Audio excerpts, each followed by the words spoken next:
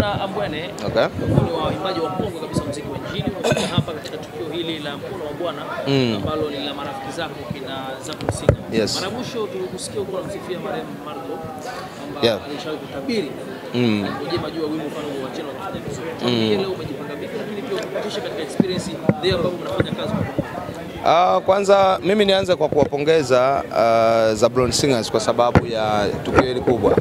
Kufanya event Mlimani City sio kitu kidogo na kuwaleta Watanzania pamoja kwa namna hiyo sio kitu kidogo. Kwa hiyo tuko hapa kama sehemu ya familia, sehemu ya watumishi ambao tunatambua mchango wa wenzetu ndani na nje ya nchi. Na kwa sababu hiyo basi naamini wote tunaungana pamoja sasa kuingia huko ndani na kuhakikisha hili jambo linaenda, na tuko hapa sisi pia kwa nafasi yetu ya kuhudumu na kuhudumu pamoja nao. Mmekuwa mkitolea na tuseme Kasumbu mmoja kwa mnakuwa mshirikiani mara nyingi. Na leo mnakuwa kama mna matabaka. Unadhani kama kaka au kama baba matabaka haya yanasababishwa na nini? Sidhani kama kuna matabaka, na mtu anayesema waimbaji wa shirikiani atakuwa hawafahamu. Kwa sababu ukiangalia tu hiyo picha, hebu angalie, unaiona ina ushirikiano mwanzo mpaka mwisho. Kwa hiyo tuna ushirikiano, ndio maana tuko hapa. Vingine ni mitazamo ya watu, namna gani wanachukulia vitu. Mwingine anaweza kafikiri fulani kwa sababu hajamuona sehemu fulani ya shirikiani, lakini ukweli tunashirikiana kwa nafasi yetu, kwa uwezo wetu, kwa muda wetu ambao tunakuwa tunaupata. Naam. Mara nyingi tunaona kwenye event zenu wasanii wa Bongo Flava wanashiriki. Lakini nyie ni ngumu sana kushiriki katika event zao. Labda nalo hilo unalizungumziaje? Sisi tunafanya kazi ya Mungu ambayo ni kwa ajili ya watu wote. Na tunapoitwa watumishi maana yake tunawahudumia watu wote. Sasa Bongo Flava wao wanafanya ni muziki tunaita secular. Ni ngumu sana kumuona msanii au mwimbaji wa gospel akaenda kwenye event ya Bongo Flava. Kwanza kutokana na kile anachoimba na maadili yake na namna vitu vinavyoenda kidogo inakuwa changamoto.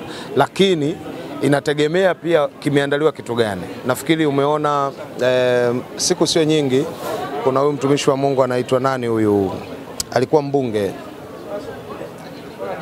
msanii wa Bongo Flava nani, Haule, Joseph Haule kama sikosei. Aliandaa nafikiri hapa Mlimani City jambo la kijamii, na wamekuja watu wengi wakiwemo waimbaji wa gospel.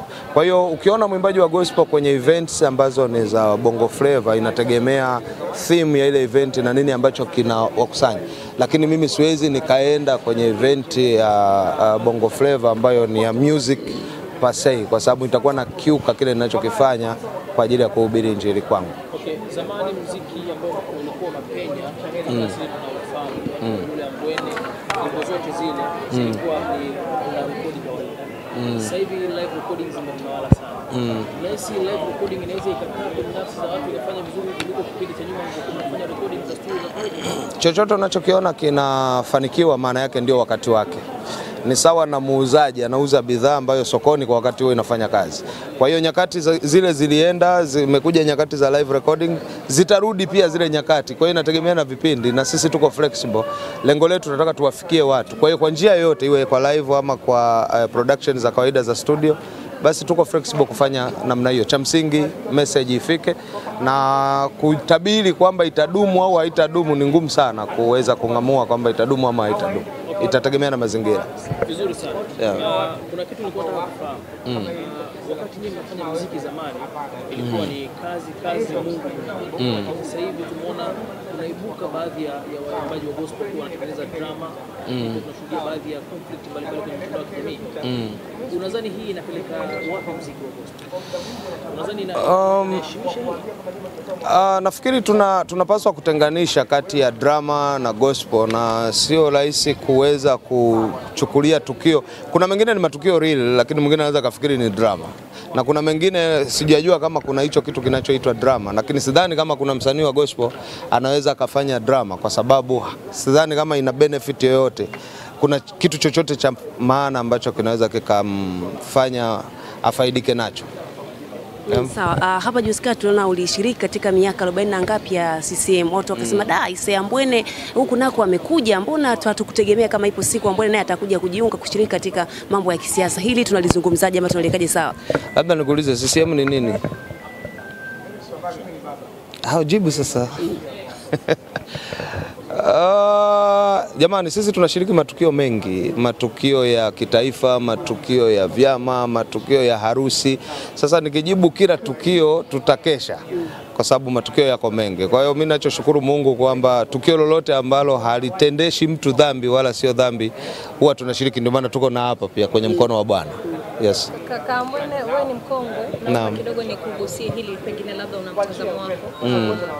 Swala la Goodluck Gozbert kuchuma gari ambayo alipewa na Nabii David, kwa limekaaje?